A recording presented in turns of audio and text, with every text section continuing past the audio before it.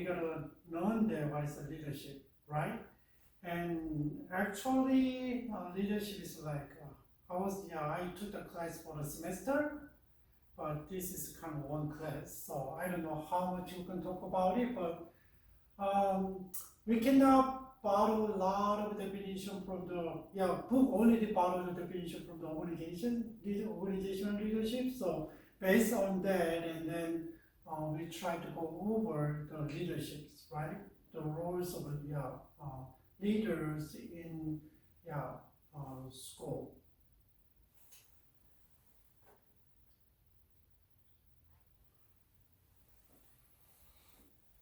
So have you thought about who are needed to operate a school institution?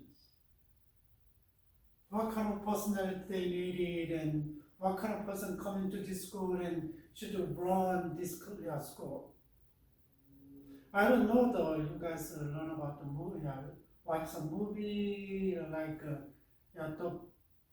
poem of the poem of their society like that, and then there was a good movie. It's related to education, and a couple of days ago I watched a clip on the Facebook, and then what is the kind of teachers really abusing the open students, and then he beat up and sometimes wanted to death, up to death, and then this really the other side is a teacher who really cares about the opens and teach, right? And that one. So eventually the obviously the teacher left the school, and then the teacher who really cares about the children and stayed there. He planned to leave, but think about students, and then he decided to stay like that. And that's a clip. And depends on the school cultures and what's the area, and then what's the need, right?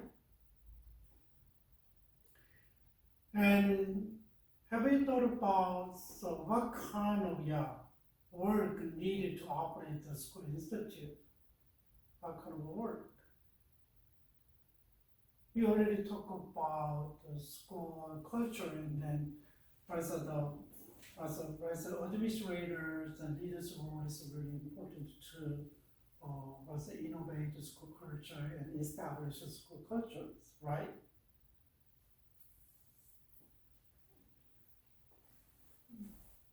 Think about it, and if you are not at school yet, you are not a teacher yet, but still working just the institute you are involved in education, like Sunday schools and churches, and maybe other organizations and related to education, anything. So here is some definition of educational leadership, and educational leadership is defined by Ali and Mohammed, and then here it is. Occurring when some takes an initiative to facilitate the following condition for implementing changing in teaching and learning. Okay, so takes what initiative to facilitate. It's not a kind of quantitative figure, but facilitate. And so following condition for the implementing changing in teaching and learning. How can we do that? Maybe here is they must make opportunity to allow participants to develop personal understanding and to form the social group to allow for mutual support during the changing process. So there is a need to change in learning and teaching, right? And then not just as a leader's role is facilitating people who participate, and you got to invite them from the outside and inside, right? And so that is kind of developing relationship with the others. So, and how can we communicate with them, and how can we reflect their opinions, and how can we change? That's a leadership, right? Maybe if you have a dictative kind of characteristic, and you think you read and then you just get some idea, insight from that, and then, oh, this is right for our school, then maybe you try to implant. Maybe actually your way is right, but it might be have a lot of difficulties to implant because there is no input from the outside who relate to this work, who relate as a parent, as a teachers, right? So it was must encourage to reflect on practice. So that is the kind of leader's role in educations. So we gotta know and what is it, how can we also achieve our goals, and then that we are set and we are visioning, and then how can change for that one in teaching and learning, and then how can get the kind of involve others to present their opinion. So leader's role is kind of a facilitator. It's not a authoritative figure, right? That is a basic understanding of educational definition, but there is another definition is there. And Brian Caldwell said educational leadership is a widely concept, and notion of which is building a learning community. It's very broad, building a learning community. So bringing up the capacity of teachers and others in the school over the world, community to supply the community with the needed teaching programming with the utmost qualities. That's right. What is the leadership? Who is the person, leaders who is building a learning community? And how can we bring up the capacity of the teachers and students to up to the quality of educations? And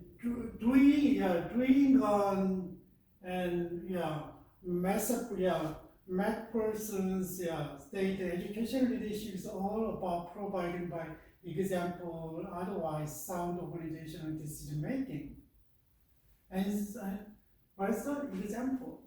And what's a sound organization making decision? And so on the programmatic and holistic view of knowledge growth through the feedback and enhance the problem solving and the leaders, the leader's central role, their task is the provision of education leadership.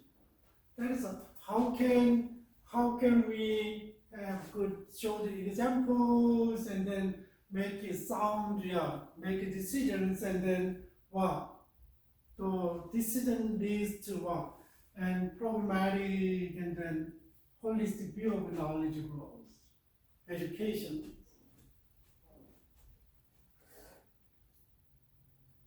Here is another Davis, and then here is another definition. Is the leadership is about decision setting and inspire others to make the journey to new and improve the state for the school. It's much easier, right? Can you see much easier? And direction setting where to go, and there's clear goals, and inspiring students and teachers and parents to make the journey to new and improve state for the school, right? So he said management is concerned with the effective operating the current state of the circumstance and planning the short terms of the school. That's management. Maybe, but he said that leadership is not a provenance of the individual, but group of people who provide leadership in the school, and by doing so provide support and inspiration to others to achieve the best for the children in their care. How's it different? It's a management is kind of operating in the current state of the circumstance, and leadership is kind of what? It's not management, but still provide support, inspire people, right, to achieve the best for the education. And so leadership is not set in isolation, but it's set in the context of organization and the wider society. It's not, even though the leadership can execute in the school setting, but it's not just to the student, it's not just to teachers, but eventually goes to society. How?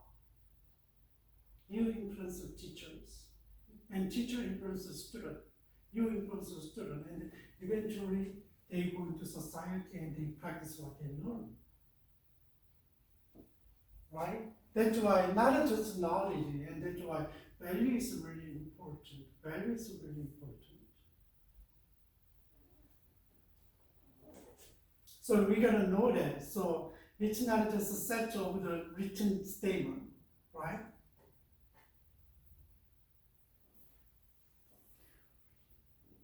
What is the goals of the education, educational leadership? What is the goals? Maybe we can see some in definitions, but here is more identifying clearly, and then the training the prospective teachers, mentors, and instructors to practice strategic leadership that promote vision, missions, and values, and belief and goals. Right? Also, that is the goal of one of the leadership. Train the prospective teachers, mentors, instructors. That is the goal of leadership. And another one is what? To provide the prospective teacher, mentors, instructors with the knowledge of best instructional and institutional institution and practice that result in the environment of accountability and high standard for all students. We can train them for the next generation, but still we provide knowledge of the best instructional institutional practices, and eventually that is kind of goes to the accountability to accountability, and then achieve the highest standard of education. So remember the training, what they need, and then provide teachers and students, right? And provide a program of study that enhance the prospective teacher mentor structures, understanding of the role that the institution, the cultures formed by that, and then contribute to institute performance and student learning and achievement of collective goal. So we need to provide a specific program of study. What? Enhance, not decrease. So that is educational leadership, though. It's really focused on teachers. How can just think about who is working with the student. Teachers are more influential on students, not for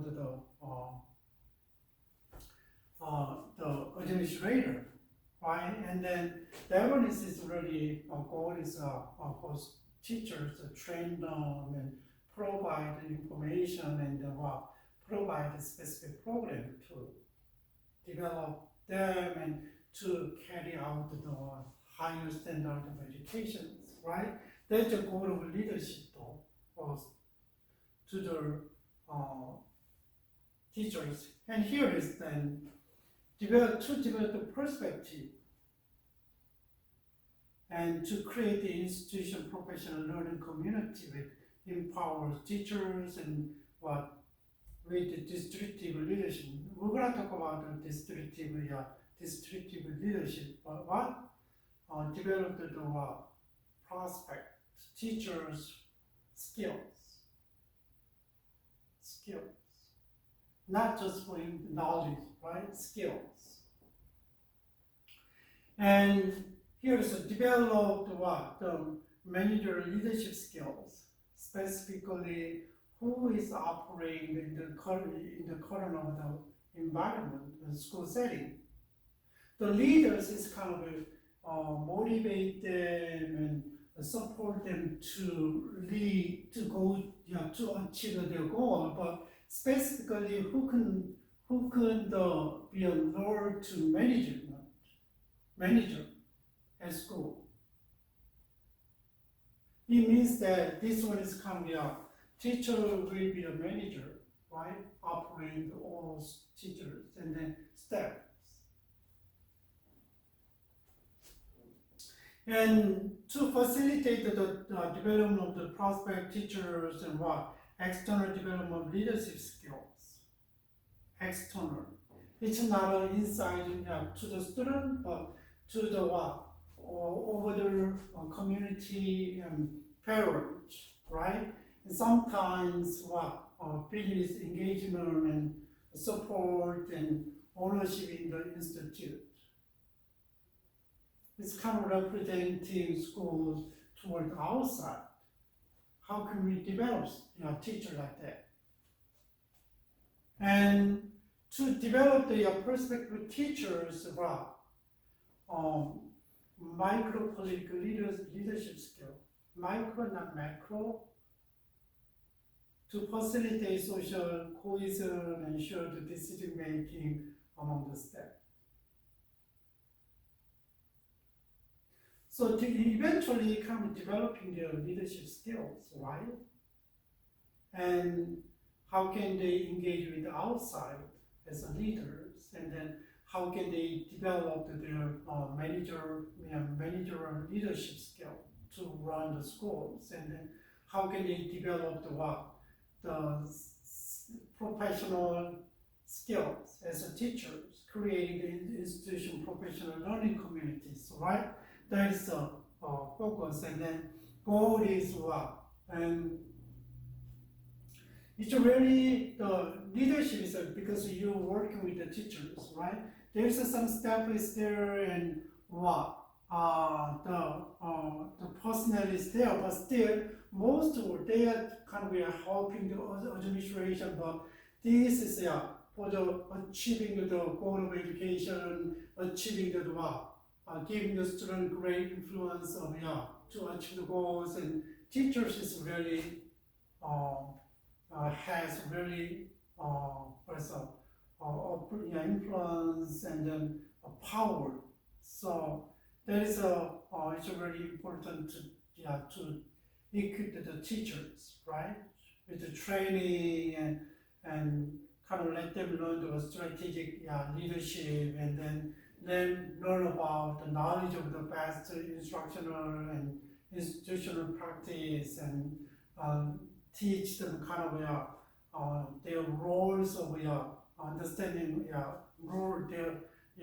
understanding of the roles and all kind of things. So that's why eventually the goals of education leadership is kind of equipping the teachers.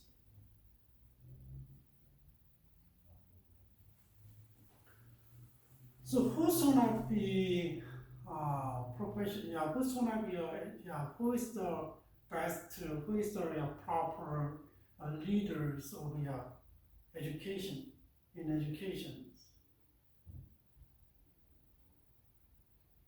And here is a National Policy Board of Education and Administration, and there is a professional standard for the education leaders, maybe school principals and vice principals, and then if they want to become leaders, and they need to know what is the visions, what is the core values, what is the missions.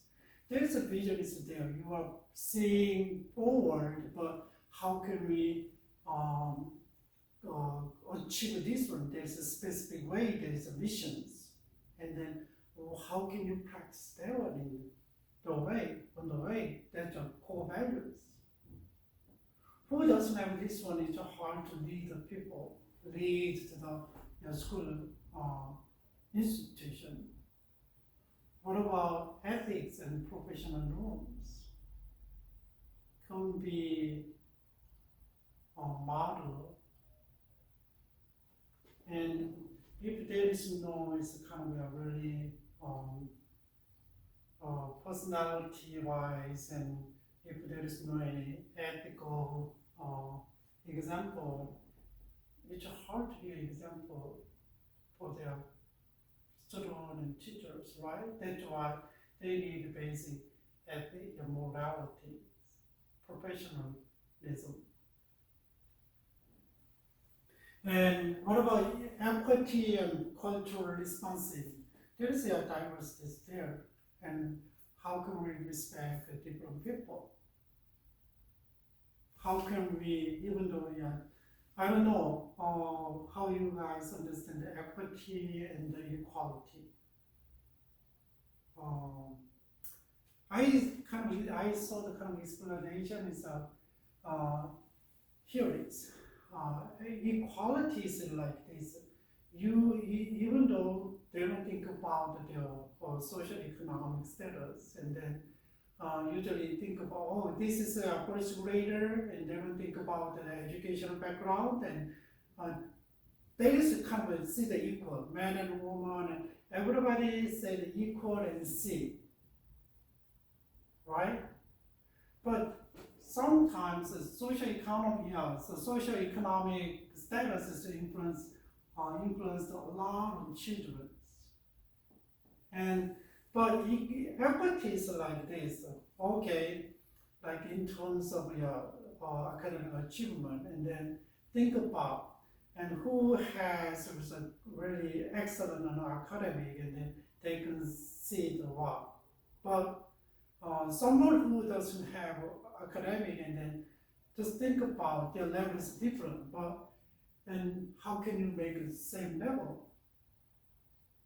Right? How can you let them see the outside, and then they have a different kind of boost is there, and then they can say equal and see maybe in academic, and maybe they can give them some extra credit to see become equal. Like that. Equity is a little bit different though. If you see the I'm gonna explain again. If you see the outside of the window and then what? Equality is like the same, whether it's tall or what, small or short, and then you're gonna see the outside of the window as you are. But equity is like you're gonna see the outside with the same level. So like me, and I'm tall, and maybe I can enough to see the outside. But if someone is small, like 5 feet, and then you barely see the outside, and then when they have 1 feet, I'm 6 feet, 1 feet booster is outside there, and the person who is shorter than 1 feet, and then 1 feet booster, and then stand on and then see like the same level and see the outside, right? And then the person who is 5 feet and then have a 1 feet booster, right? That's equity, and then see the outside together, same level. Yeah, that is equity. So we gotta how can respond to differences and cultural differences and maybe other gender differences and what about there is know the curriculums and instructions and assessment. That's why you want to become administrator. There is a special training and courses there. You gotta kind of go through step by step, and then you finish it, and you can qualify it, and then you can do it. Know the curriculums, know the instruction, how to teach, and then assess. How can you assess? And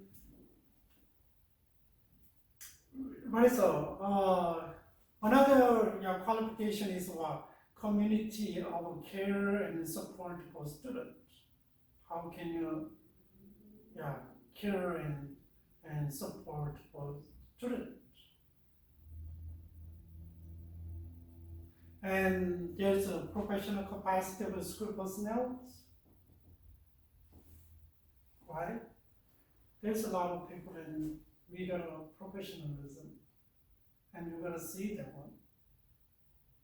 And professional community for teachers and staff.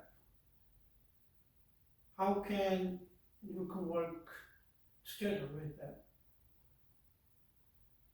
And kind of meaningful engagement with families and community. How can you deal with the community and parents?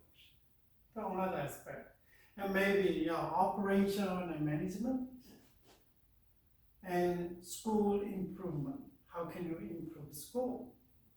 That is set by National Policy Board of Education Administration, or the professional standard for educational leaders.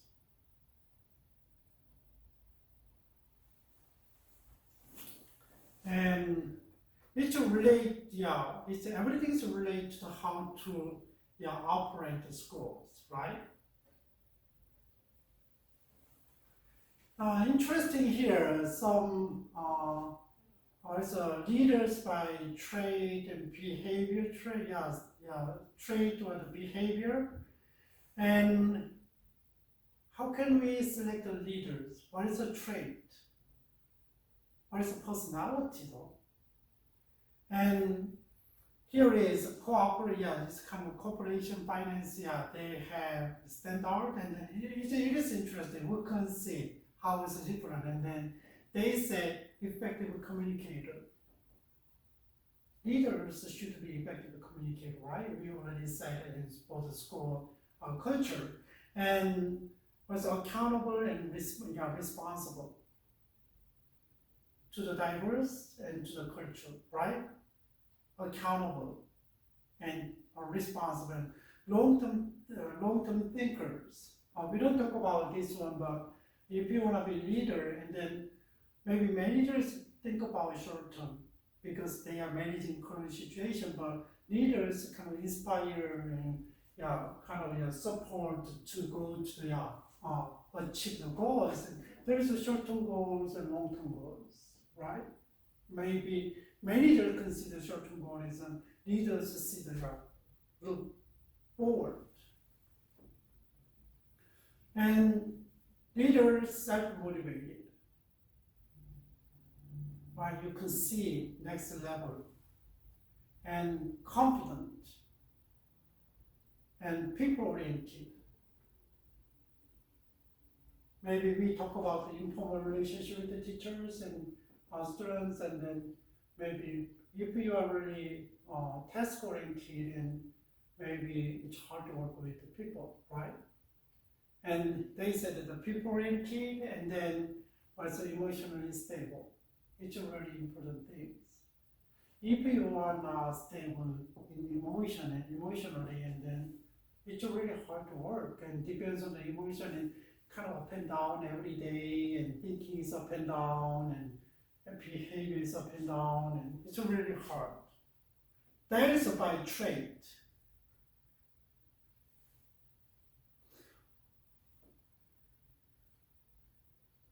And what about the bad leaders? There is maybe good leaders and there is bad leaders. Two bossy.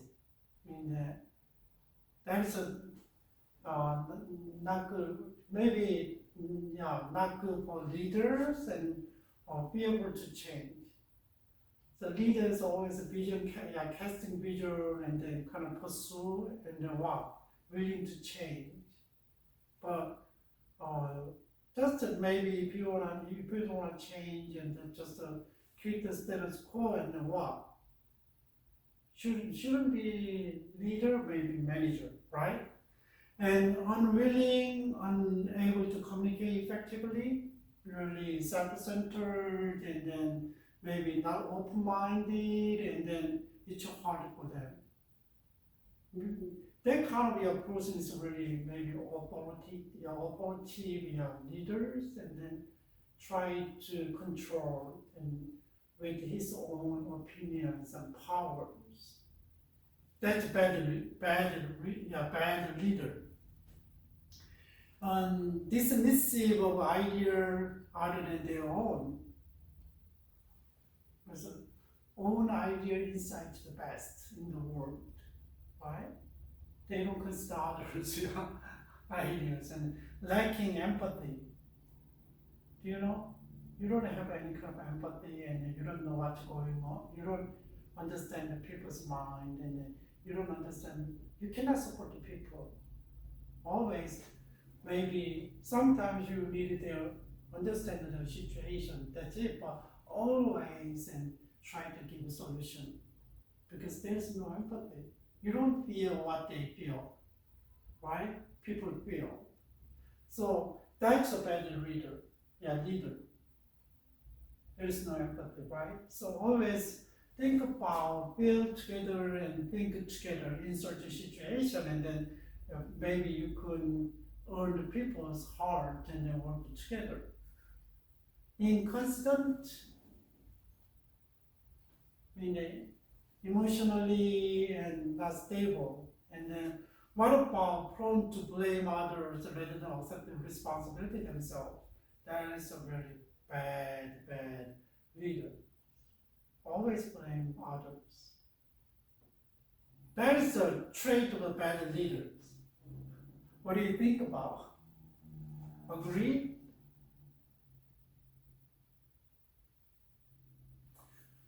How can we know that kind of the trait? There's some tools that we can figure it out, and we'll consider the trait.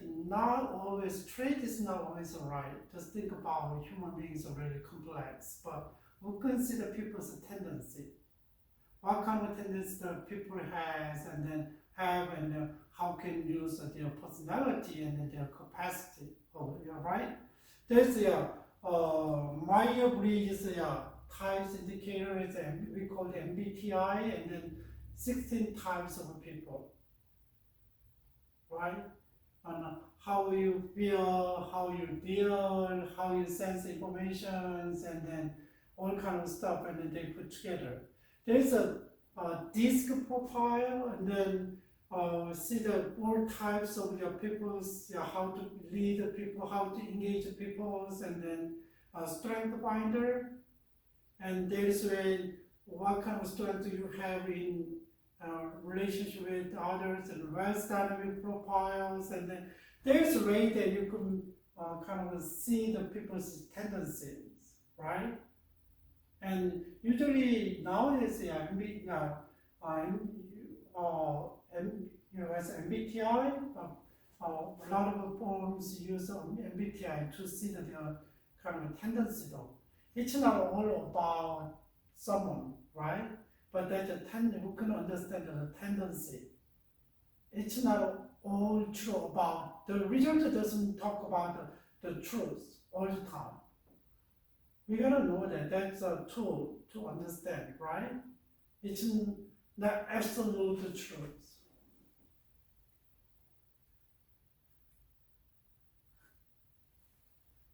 Based on the behavior, what is the leadership? And behavior, we consider the behavior, not the trait. And then there's a autocratic and democratic and laissez-faire, and laissez-faire. And then there's a kind of style in autocratic, vice versa. It's like use their power. Democratic and then voluntary kind of use the voluntary kind of others voluntary behavior, right? And give them a lot of choices. Laissez-faire is like laissez-faire like this. Okay, hands up, and they will not know their own thing and do. Kind of maybe rely on the homeostasis of the society and the group dynamics like that. That is Lewin and Lippert and White, but here is their kind of studies.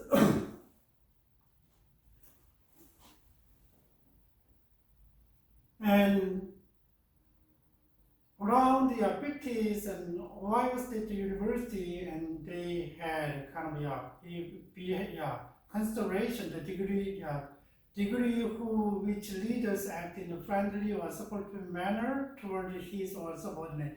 That is a kind of behavior, right? And then another is the initiating structure, the degree that leader defined the structure in his her role and roles of the subordinate toward achieving goals of the group. That is they said was a consideration of whose leader has consideration, whose leader is really initiative, and then here is the Michigan University, and then they set another criteria and task-oriented behavior, and then relationship-oriented behavior, and the participative behavior. But task-oriented itself, where is the goal is regardless of you got to achieve this goal. They don't think about how people feel, right? And relationship-oriented is okay, where is this goal, and maybe we are too tired and we don't force together, and then okay, let's take a break for a while. Like try to understand the people's situation and then think about the relationship, right? That's the relationship oriented, people oriented, but not the people, but relationship oriented. Participative leadership is like who someone is like participant, and then they work together. A little bit different. And Halpin, who had the three, his two kind of leadership is normative leadership and ideographic leadership. So normative is what? Normative leadership is the working related needs rather than the person needs of the members of the group are emphasized, right? It's really not people oriented or task oriented. It's a little task oriented people. And then ideographic leaders stress on the personal and emotional need of the members of the group. It's a little bit relationship and person centered. There's a lot of try to explain about the leadership by trait and by behavior, right? Here is Blake and Merton. He kind of developed the leadership styles, and here is an authoritarian leaders, and here is team leaders and country club leaders and imperishable leaders and organization non-manager. There is 5 types of leaders. So here's the 2 bars. Then concern for the people is low and high. Here is a concern for the product. It's a task, right? This is low and high. Can you say which leadership style is best? And then if you concern people a lot and try to concern about people, and but still keep that in mind what high product is what. This one is a team management. Team management means that team kind of shared what responsibility and work together as a leader. That is but sometimes the task is really high, the task is high, and the relationship is really high. And then maybe if you have a good relationship and understand each other very well, and maybe produce the high outcome. What about the country's club management? Country club management is like a lower task. Just think about people come enjoy and parties and really associate with others, but what about the task? It's really low. That's the country club leaders. And what about in impoverished management is leaders, and then they don't care about work and they don't care about people. It's really it's really opposite to the team management or the team leaders. What about the organizations? Authoritative is this one is really they concern about really outcome, but less concern about the people. They have power, just follow me, and okay, we're gonna achieve this one, like really task oriented. There is Blake and Morton's kind of 90s, right? And leadership style explanation, and then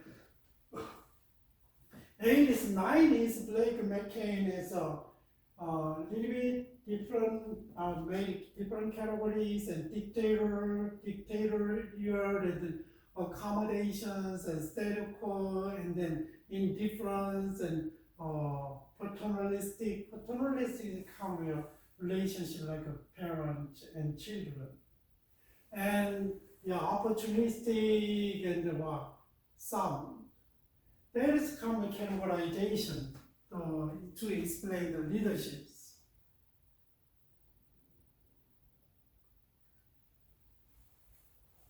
And I try to how they organize and try to explain a different leadership style from the book. And then this one is kind of shows that we already talk about some management or leadership, right?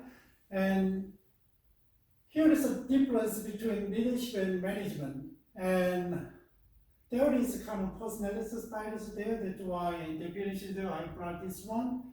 And leadership is what? The leadership means that the ability of the individual to influence, motivate, and enable others to contribute toward the effectiveness and success of the organizations.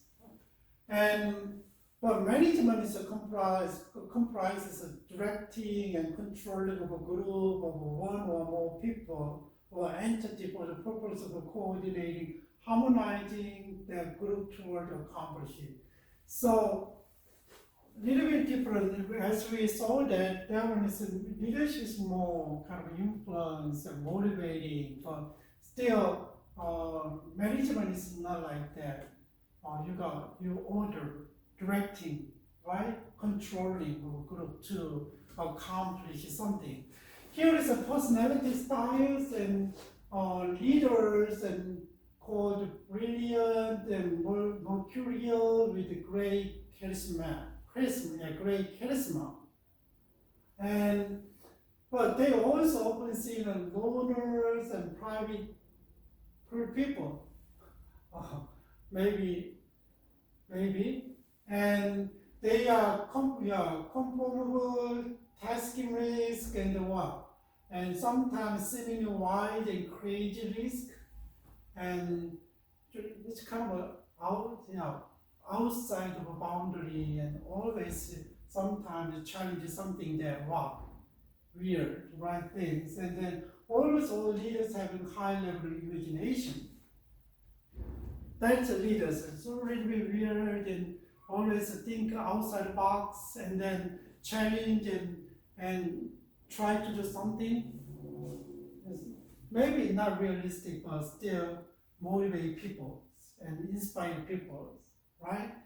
But whereas managers tend to be a rational, under controllable problem solvers. They think step by step. It's very realistic, right? And they focus on the goals and structure, personnel, and available resources, and then what? Of course, you're going to calculate how can we accomplish, right? And just follow these procedures. So managers' personality lean on toward the persistent and strong will and analysis and intelligence. But think about it, managers and leaders, and these people is like, leaders is like always have too many thoughts and too many ways to solve a problem, but sometimes it's not realistic, right? But still, you can see a lot of things outside the box and create something. It makes more effective, right? That is a kind of difference. It's a different understanding, right?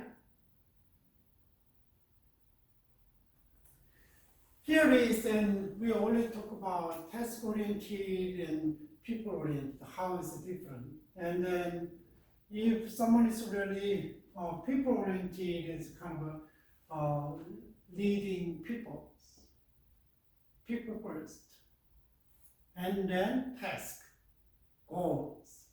But task-oriented is really think about goal first, work first, outcome first. Right?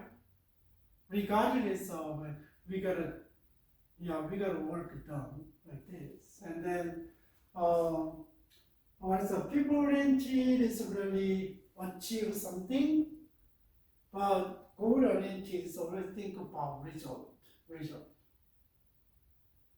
Achieve means that maybe you can achieve less as you plan, but that's the achieve, we already achieved something. But task-oriented is always think about outcome, result, how much, like this. And then here is approach to the task, a simple look at the problem and devise new and creative solutions. Using their charisma and then commitment, and they excite, motivate, and focus others to solve the problem and excel. It's really help the people and part of the group to solve the problem, right? And that one is the kind of motivate people a lot, but still task-oriented, great strategy and policy and methods to create teams and ideas and combine operating smoothly. Can you see how kind of systemized, task-oriented, maximized, and there's a kind of a mechanical procedure. That's why if you input this much and expecting outcomes that much like this. So they empower people by soliciting their views, values, and principles, and they believe that this combination reduces inherent risk and generate success. Do you know? Can you see a different perspective? Right? And what about the risk? They are risk taking, but they want to prevent the risk, right? And reduce the risk by systems.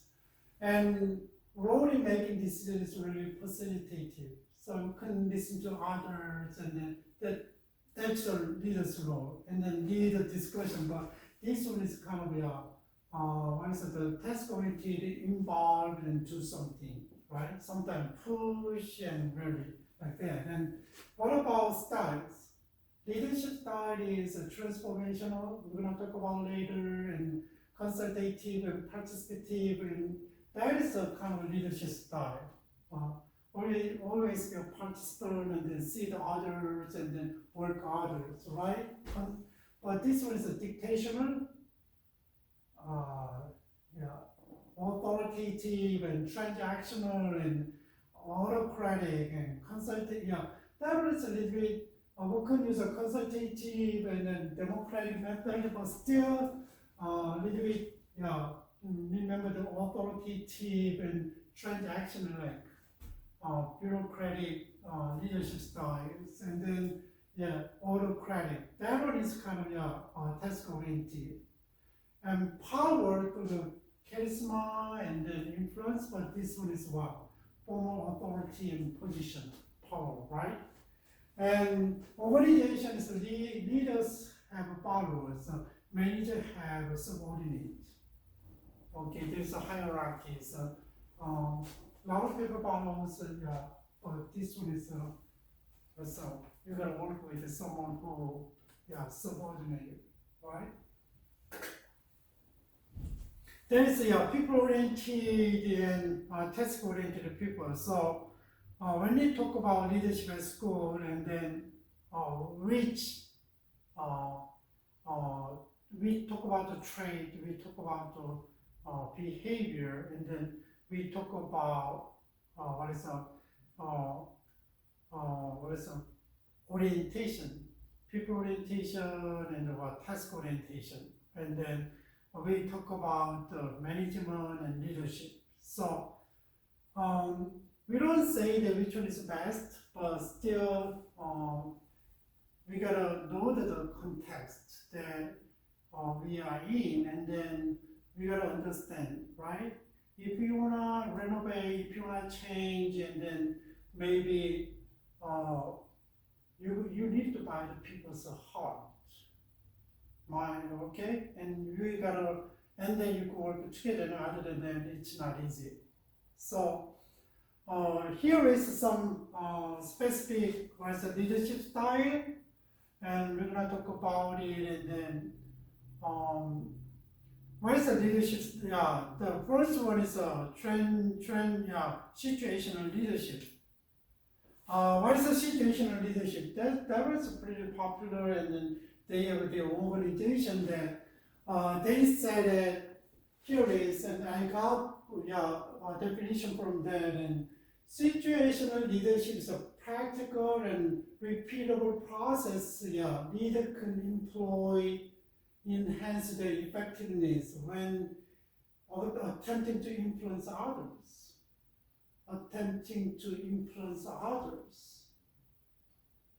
Right? That is the kind of situational leadership.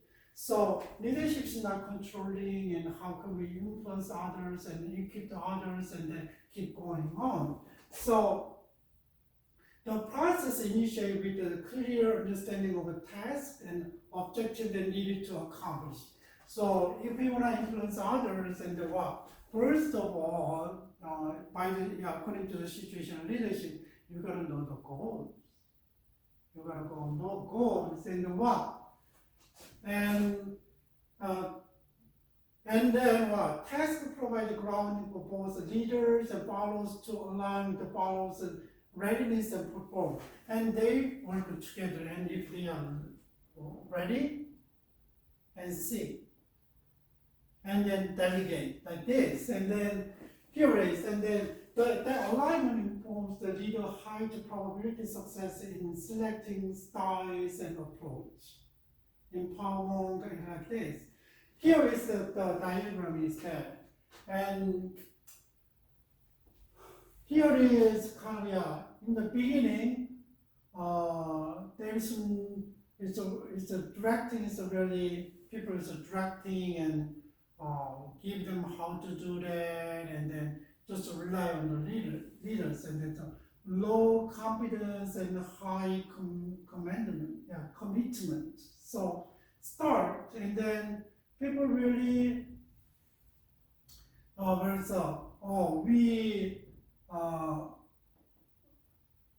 really, we don't know how can we go, and that's why there's a lot of directions needed, right? Direction is needed, and you're gonna give them a specific direction in the stage, first stage, and then what? Maybe support is less. When you lead and someone then start with, and that is our goal is here. People acknowledge, and then you gotta give them specific ideas, and how can you do that by the manuals and by any other things, and then give them a lot of interaction. That's just stage one, but maybe we are working just doing, and then not many support from workers and from outside. That's a directing stage. And then if you move, and then you give them a lot of instruction, and maybe they can do by themselves, right? Little by little, they are learning. And then there's a coaching stage. Coaching stage is still, you give them a lot of teaching, or you want to do this one, and you better just, this, and coach, right? And maybe, and this stage is what? Supporting is kind of we can do something here, right? Supporting is really high. And then the people are really participated, and then they're working, right? Together. That is a coaching stage. So, supportive is getting grow, and what? The still behaviors, directive behaviors still are high. But if we go to next level, it's this one is a D3, little bit moderate high, the confidence, people's mind still is here, high, and but this is commitment is kind of variable. It's a little bit directive behavior, little bit, but still there, but still it's variable. It depends on. There is a supporting stage, and you coach, right? And leaders, coaching, and then this level is kind of supporting. You need to step back, and you gotta support. So how much you can still involve in and support, that's your commitment. But still, there is, maybe people knows how to do that, but you already one step back from, and that's why you are not gonna talk too much. You already give them direction, and they already learned, and from the coaching and just support, and take a step back. And then what happened?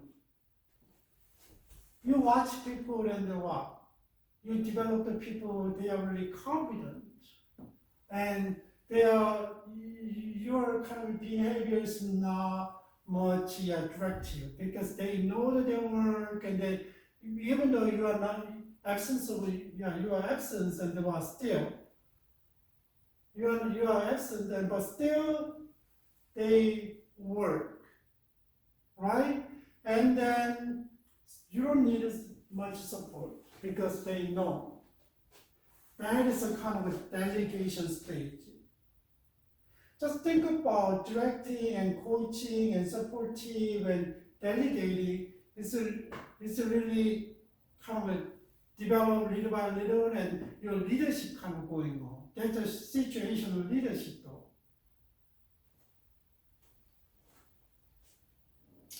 I don't know how much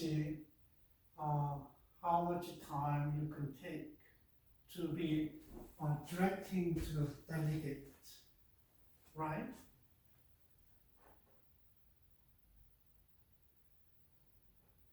So the types of leadership needed in a situation though, in a school setting. So think about and the nature of a task and problem, and little bit low academic achievement. So how can we take use the situational leadership? What about there is obstacles and constraints? And our leadership, our resources are really limited. How can we do that? What about people's characteristic that you are leading at schools? And you gotta lead the teachers, right? And teachers' attitude, and you know the teachers' characteristics. What about characteristic of organization, and then superior's expectation from district and from the state, like that. And if we are in such a situation like this, and then we can use a situational leadership at schools. That's a situational leadership. And what about another leadership is we call transformational leadership. And transformation is the leadership usually used, or there is a want to change a person or groups and organization, and we use a transformational leadership. So depends on which sectors people are in, they define the term a little bit different. So I look at the kind of definition and here and there, and then I came to a conclusion to use the Wikipedia definition. Here is the definition. Transformation definition is what? Leadership definition is transformational leadership is a theory of the leadership where a leader works with the team beyond their immediate interest to identify needed change, right? And creating a vision to guide the change through influence, inspiration, and executing the changes. And in tandem with the community members of groups. Eventually what happened? The changes elevate the followers' levels of maturity, ideals, and their concept of the achievement. Right? That's the transformational leadership. And there is, it's not just authoritative leadership, it's always remembered with the teams or with the followers, right? And but how can you identify need to change, right? And creating vision to guide the change through influence, inspiration, and executing the changes. So depends on, I told you, depends on how they use this concept and apply to their sectors. And then here is kind of transformation in leadership, and basically they kind of used. And then here is inspiration, motivation they need, and then intellectual stimulation they need, kind of information, and then how can consider the people and deal with the people, and idolizing influence, and what's the goals and visions. And what about the individual consideration is like your individual consideration is like your kind of a relationship with others, and then idealization's influence is like ethics, moralities, right? And usually they think about these four element for transformation leadership. So you can be modeling or example with your morality, ethics, and you think about the relations with people, and then how can you relate it, how can you motivate, and uh, how can you set the visions, right? And how can you provide knowledge and information, right?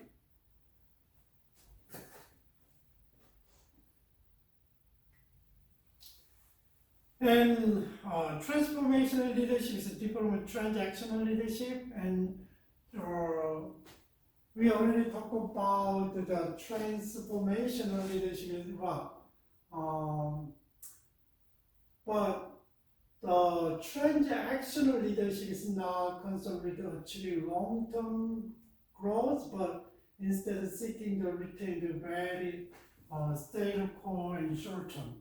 That is a transactional leadership. So, transactional leadership is involving use of incentive and disciplinary. So, if they are good, and then you can give them reward and positive reward, and then what? If they are not good, and what? And negative reward, that's disciplinary, right? So,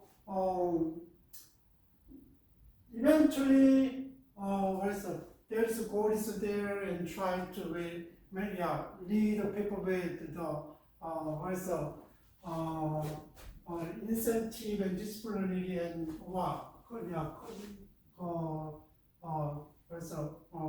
control the followers and achieve the goals. And it's a little bit different, right? And the transformational is kind of work with the other followers, but this one is kind of authoritative, tendency, and then try to kind of achieve their goal with using their incentives and disciplinary. So it's really long-term focus on transformational.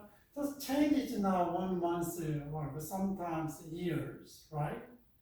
And especially to relate to people's attitude, it's not easy.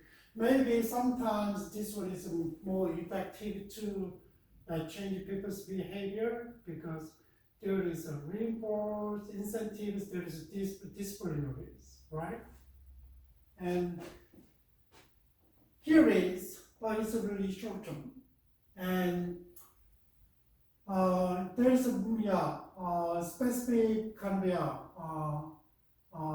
comparison here, and then maybe you can see it's really nice to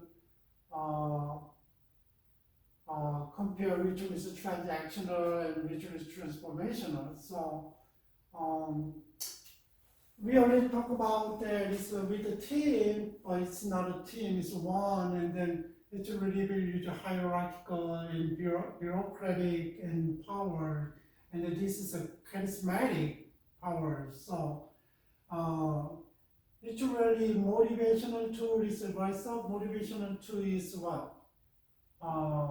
Incentive and disciplinary, but attracting supporters by focusing on the interest of the companies, right?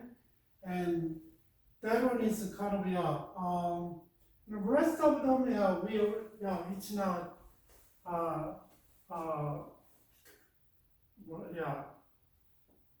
basics, it's not easy to it's not hard to understand, and maybe you can see that one, right? I googled it and tried to find which one is really good, gives good information, and then maybe you can get it there. But if we want to apply this transformational leadership at school, and then what? We gotta remember that it's a teamwork. It's not a transformational leadership. It's not just one man's power. And here it is. Transformational leadership is a form of consensual or facilitative power that is manifested through the other people instead of over the people. It's not over the people mean that you use your power, right? But it's through the people. You mean that you guys work with the people, right?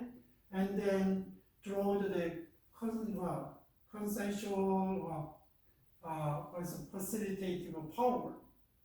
So here is three elements that if you wanna use as schools, and our textbooks suggest that there is here is a collaborative and shared decision-making approaches here. And then how can you make decision process?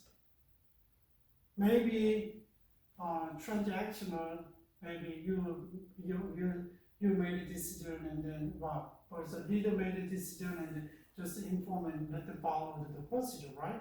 But collaborative and shared decision-making approach means that you gotta get together, maybe you can work with the representatives, teachers representative, and student representative, and also and district representatives, and maybe and outside the community and parents, whatever, and gotta work together and share, right? That's the element. So emphasis on teachers' professionalism and empowerment.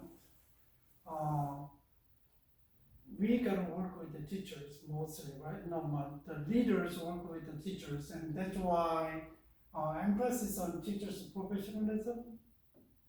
We gotta develop that.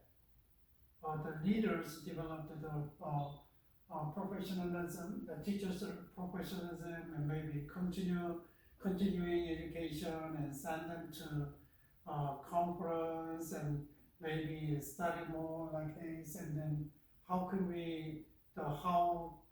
the leader empower the teachers, right? That one is a really important thing. And then another element is the understanding of the change, including how to encourage change in others. And also, if a leader wants to change the school cultures and maybe school visions and goals, and we gotta understand how this changes affect to the teachers and to the students and to the community like that. And so how encourage people relate to this change, right? And so you gotta think, and then the leaders should think about, right? There is three elements that consider, and if the leader wants to use a transformational leadership. Dentally, he kind of he's categorized three leadership styles, and he's a principled leadership styles and programmatic leadership styles and purposeful leadership styles at school. Here is a principled leadership styles based on the ideographic morality, morality and monotheistic morality, and principled leadership begin with a careful and critical reflection of one's position on the issue of justice and democracy and fairness. Okay? Think about the right and wrong, and think about think about monotheistic is the systemic transformation, right? That one is a kind of ideographic in morality, right? And we don't really think about the issues of justice and democracy and fairness at schools, and maybe we could use the principled leadership. And then programmatic leadership is these leaders view that their leadership roles is one that not only promoting acquisition of skills necessary for the successful academic achievement, but also emphasize using the skill to bring about social, educational, poverty, and economic changes. That is the academic achievement. And then they use social, educational, political, and economic changes, right? And there is a programmatic leadership styles. So the leaders understand the school can reproduce, challenge the construction that have been traditionally promulgated through the education institution, right? So maybe it's too old, it's not kind of fit into nowadays, and how you can change. There is a challenge. People are really used to it, and sometimes they don't want to change, right? That's a programmatic leadership, and then so purposive leadership is focused on the transforming school district or implementing change in local school site. A little bit higher level, kind of a local school site. Yeah, it's like not bounded inside the schools, and then this leadership become more impetus, impetus for the what? Innovative changes, and little bit different, right? And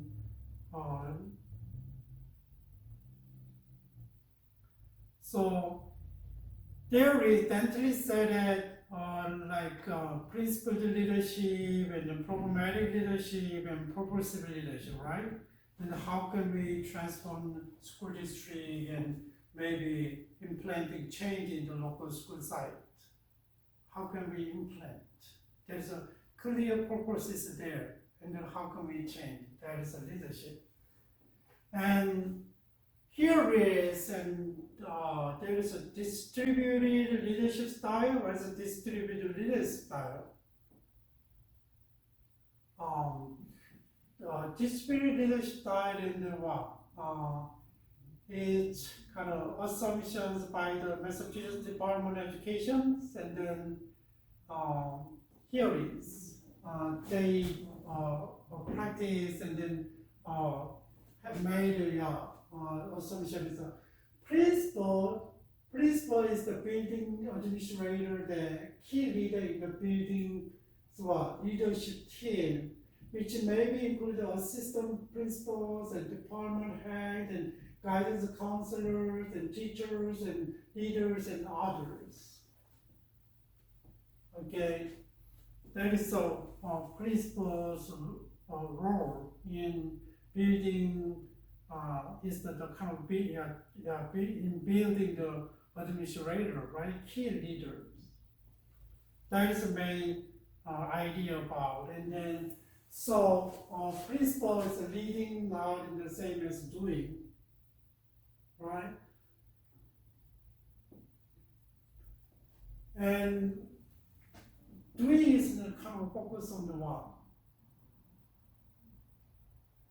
Leading is really kind of that people do, but kind of leading, doing is kind of you gotta do something, right? And a little bit let people do, right? That's a leading. And it requires what? The interdependence work effectively. So if you wanna have a building kind of a community at schools and what? Leadership team and what? You gotta have interdependency. Even though you are principal, but still interdependency. And as a school superintendent, the principal are responsible for establishing high performance team culture in the district and school. Who is responsible? Not the teachers, right? Not the other department head and then other people, but who? Superintendent or the principal.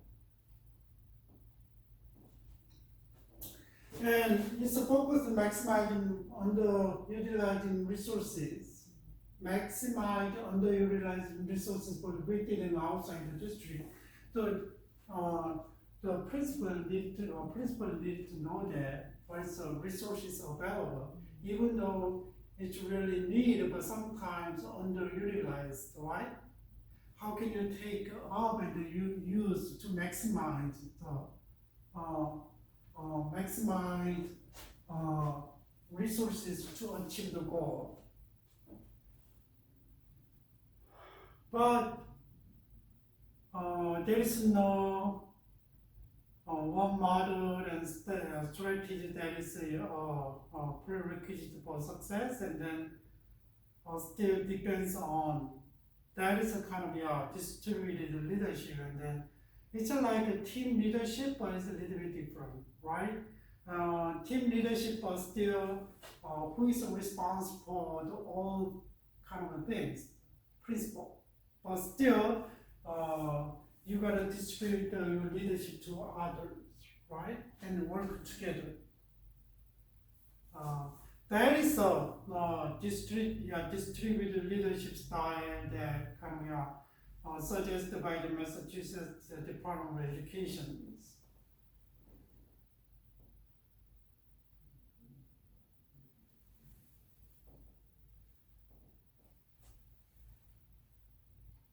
There is a group leadership style.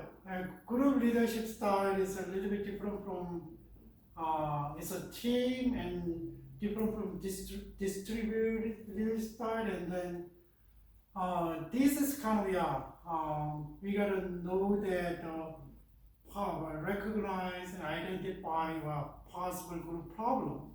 First of all, if you wanna do that, and what is the problem? We gotta identify the problems and and someone who are in the group and they feel they are really valued, right?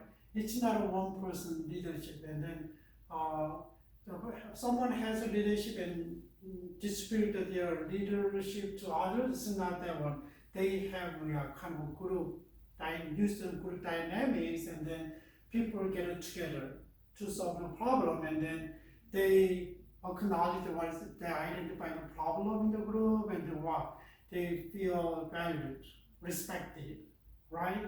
And then they need to share the goals. What is the goal of this group like this? And have a same spirit of a cooperative and teamwork. They gotta do that. And there is a kind of basic kind of environment for the group leadership. And how can we show the spirit of cooperation and teamwork? Here is some suggestion is there, and then individual leaders must understand the total problem and task to be addressed, right? If you don't understand what's a basic problem, and it's hard to work. We cannot have the same spirit to solve a problem. That's why the first one, and then individual must see how each can contribute toward solving problem. It's not my jobs, and as a team, he can contribute, I can contribute, and others contribute like this. We gotta acknowledge that one. And individual must aware of the potential contribution of other group members and the need for the cooperation, right? And we got aware of that one. We got to see or aware that the other group can contribute. But here is another one. And individual must understand and sensitive to other members' problem. And we gotta carry each other's though, but not that one. But if you work together, and then we gotta know what's going on, and we gotta know that the problems, right? Individual must be aware of accept the need for cooperation in order to achieve the group goals. Group goals, even though individual has some issues, but still know that one. So it is it's really important to have one spirit. Why? For the cooperation and teamwork. That is a basic idea about the group leadership. And another thing is really trust And if you want to develop the good leadership, and then trust is a big issue, and then if you don't trust others, then it's hard to work together as a group, right? And that's a good leadership. And how can you build the trust? Here is some idea about practice two-way of street, practice a two-way of the street of communication. Giving information is not the end. Receiving feedback is. So information and get feedback. Two ways. Two-way communication, and then you can trust, and then other people can kind of feel that your opinion is kind of delivered and accepted, and then utilize the face-to-face communication as often as possible. Nowadays, we use a lot of Zoom meeting and then talk about stuff, but I don't know how helpful to build up the trust, right? I don't know, societies change, and maybe we can use that one, but still, personally, I agree with this statement, 100%, with 100%. So, examine each instruction for clarity of understanding, be specific as possible, okay? Examine how they understanding, right? Issues and all goals and instructions about specific, be specific, and then learn to listen, and then try to understand what they're saying and try to make sure, listen, and if you don't understand, then ask questions, and make sure, for clear communication.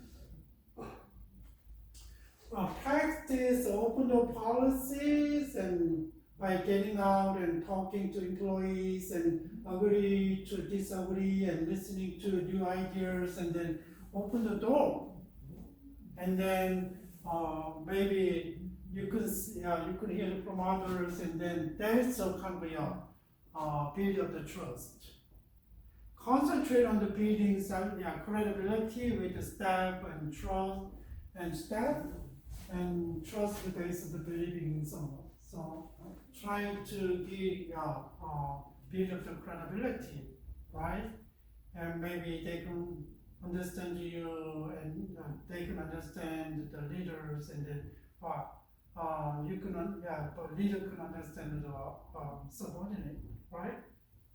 That is maybe there's other way to kind of build up the trust, trust relationship. And personally, I guess play together and spend the time together and work together. That's one of the ways that, and formal and informal ways, and then we're gonna play together, and then talk together, and then understand each other, and then we can build up the basic relationship, the trust. That is a kind of an important kind of for the group as a leadership. If we don't trust each other, then it's hard to work, right?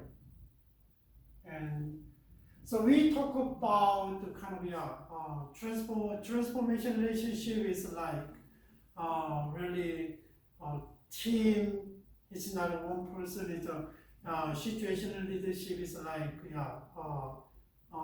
we influence others as a team, right? And then we talk about situational leadership is like we work with others, and then yield our leadership little by little, and eventually, right, let them have the leadership and work like this. And then, but there is the other side is like transactional, and democratic, not democratic, and authoritative, and then bureaucratic leadership is the other side there, right? And we gotta know that one. So depends on the context, and especially cultural context is really important. And like as a collective society, is a group decision is really dominant, right? And then I don't know, depends on the hierarchy, power structure is really clear, and then where's the organization to be, and then we're gonna think about what kind of leadership style is really good, and individual society is a little bit different from the collective society. Maybe the people really got involved in and work as a team, but if you are in the as a collective society, there's a evident power structure is there, and then maybe kind of there is order, and it's not easy to use the kind of what is that? And the team leadership, right? But you gotta we needed to know kind of diversity in persons' abilities and persons' characters and persons' behavior, right? And persons' cultural background. So we gotta consider that one, and that's why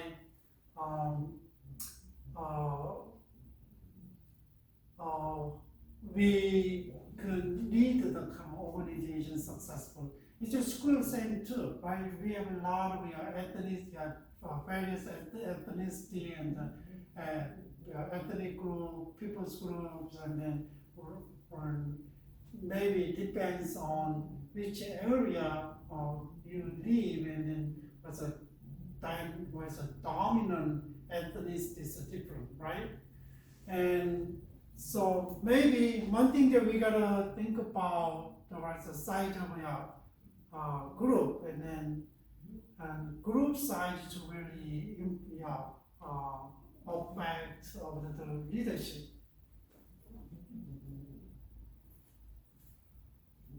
Maybe depends on, but just think about how big, and then maybe you can use different leadership style. But too big, I don't know.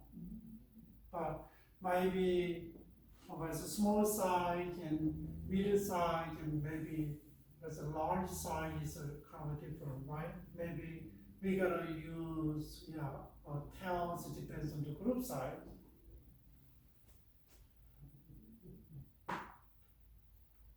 And so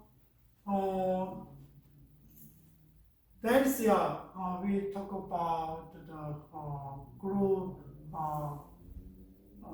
the leadership. So we talk about transitional leadership, and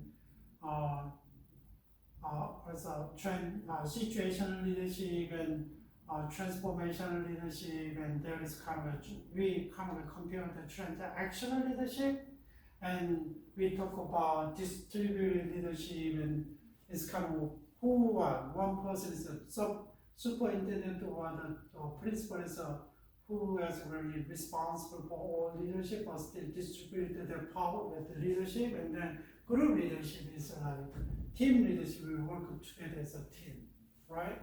So that's the basic kind of idea about the leadership that we can think about to operate schools, and then we gotta, before we use maybe your leadership style different from the school culture that you are just in, and then maybe you can, I don't know how you change the school culture, and then that is a really big work, right? And then see the school culture, learn the school culture, and then how can you innovate the school culture, kind of carry out the higher standard of achievement, right? Higher standard of achievement. That is the kind of you gotta, that's the innovation in schools, and then the leadership is very important, right? So try to put together with your school cultures and leadership, and how can you do that? And then leadership is a very critical element in organizational leadership. Depends on how maybe characteristic or behavior, whatever, and then depends on the leadership, and then